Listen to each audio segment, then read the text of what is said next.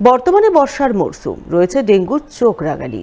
এই পরিস্থিতির মধ্যে কার্যত ডেঙ্গুর আতুরঘর হয়ে উঠেছে মালদার মানিকচকের এনায়েতপুর গ্রাম পঞ্চায়েতের তানিবাড়ি এলাকার গ্রামীণ রাস্তা। কেন বলছি এ কথা? তাহলে আগে দেখুন সেই রাস্তার ছবি।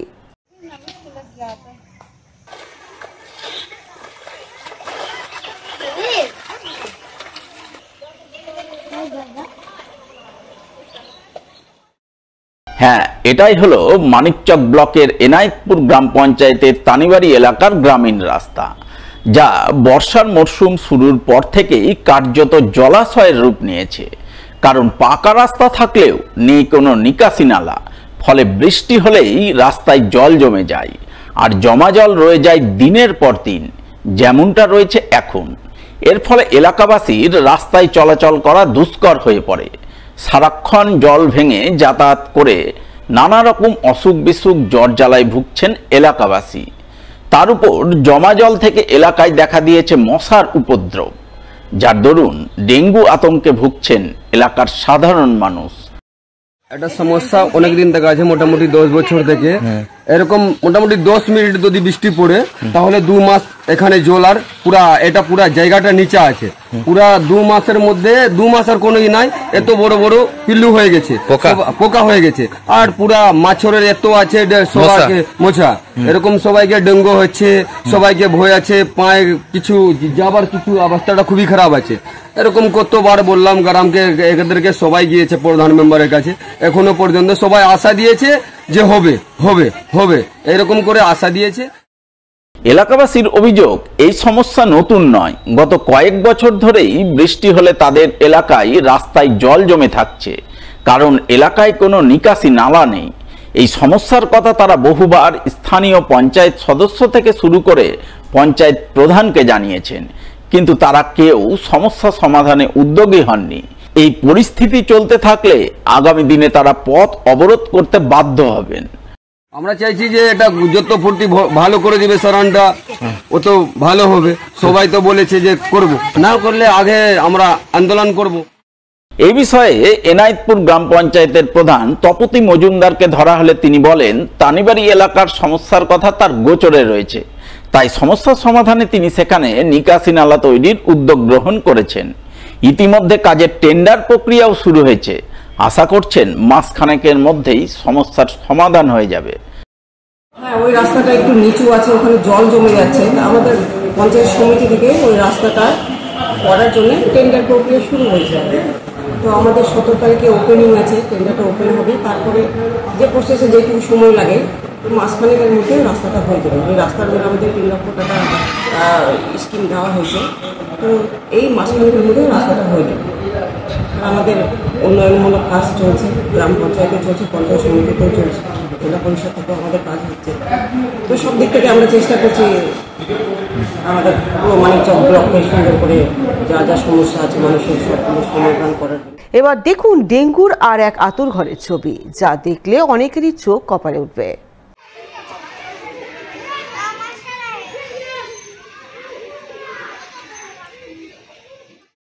হ্যাঁ, এটাই মালদার কালিয়াচক 1 নম্বর ব্লকের নওদা যদুপুর গ্রাম পঞ্চায়েতের উত্তর দাঁড়িয়েপুর এলাকার সর্বসাধারণের চলাচলকারী রাস্তার ছবি, যা বর্তমানে কার্যত জলাশয়ে রূপ নিয়েছে। রাস্তার উপর জমে রয়েছে বৃষ্টির জল। দিনের পর দিন ধরে জমে থাকা নোংরা দুর্গন্ধযুক্ত জল ভেঙেই যাতায়াত করতে বাধ্য হচ্ছেন এলাকাবাসী। তাদের অভিযোগ, এলাকায় কোনো সুষ্ঠু নিকাশি ব্যবস্থা নেই। নিকাশি নালা নোংরা আবর্জনায় ভরে আছে, জল পাস হয় না। সেই কারণে বৃষ্টি হলেই দিনের পর দিন রাস্তার উপর হাঁটু সমান জল জমে থাকে। জমা জলে মশার উপদ্রব বাড়ে, সেই সঙ্গে ডেঙ্গুর প্রাদুর্ভাব ঘটে। তাই তারা চান পঞ্চায়েত কর্তৃপক্ষ বিষয়টির উপর নজর দিক এবং সমস্যার সমাধানে দ্রুত কোনো পদক্ষেপ গ্রহণ করুক। আমরা এই গ্রাম উত্তর দাঁড়িয়েপুর গ্রাম, এই গ্রামে দুধারে এই রাস্তা রয়েছে, প্রাইমারি স্কুল এবং জামি মসজিদ, এদিকে বাজার। দীর্ঘদিন থেকে একটু হালকা বৃষ্টি হলেই এই রাস্তায় জল লেগে যায়, মসজিদ যাওয়া যায় না এবং স্কুল যাওয়া যায় না, আর এই নোংরা জল। তো এটুকু বলতে চাই পঞ্চায়েতের কাছে বা যেনারা দায়িত্বের লোক আছেন, যে আমাদের যেন গ্রামে সুন্দর একটা ড্রেন বানিয়ে দেয়, যেন গ্রামের পানিগুলো বেরিয়ে যায়, এটাই আবেদন। এই বিষয়ে নওদা যদুপুর গ্রাম পঞ্চায়েতের প্রধান মোহাম্মদ আবু জাহেদ জানান, পঞ্চায়েত থেকে মাঝে মধ্যে নিকাশি নালা পরিষ্কার করা হয়, কিন্তু তা সত্ত্বেও বৃষ্টি হলে ওই এলাকায় রাস্তায় জল জমে যায়। তাই তিনি জমা জল নিষ্কাশনে প্রয়োজনীয় ব্যবস্থা নেবেন।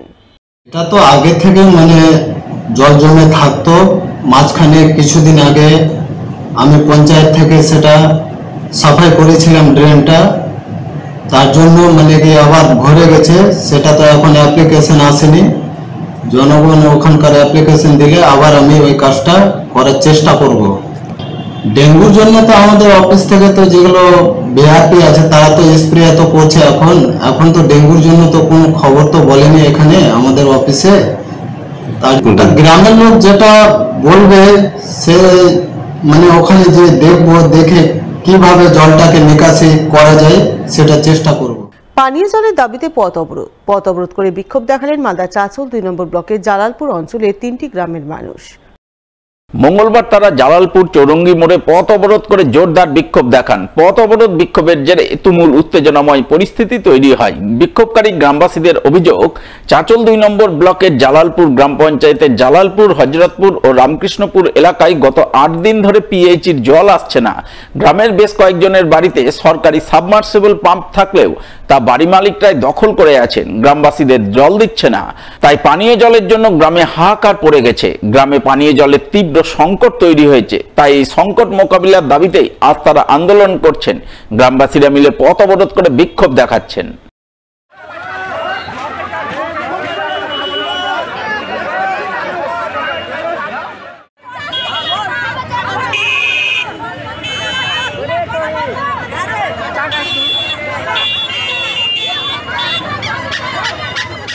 আমাদের সমস্যা জলে, আমরা জল পাই না।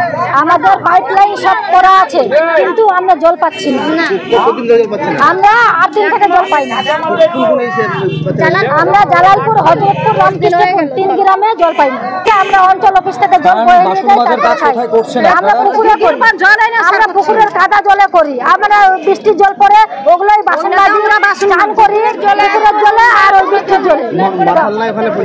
পঞ্চায়েতের মার্শাল আছে, সব ভিতরে ঢুকিয়ে নিয়েছে, আমাদেরকে জল দিচ্ছে না। আমরা তালা মেরে চাবি নিয়ে বাড়ি চলে যাই, ওকে ডাকতে যেতে পারি না।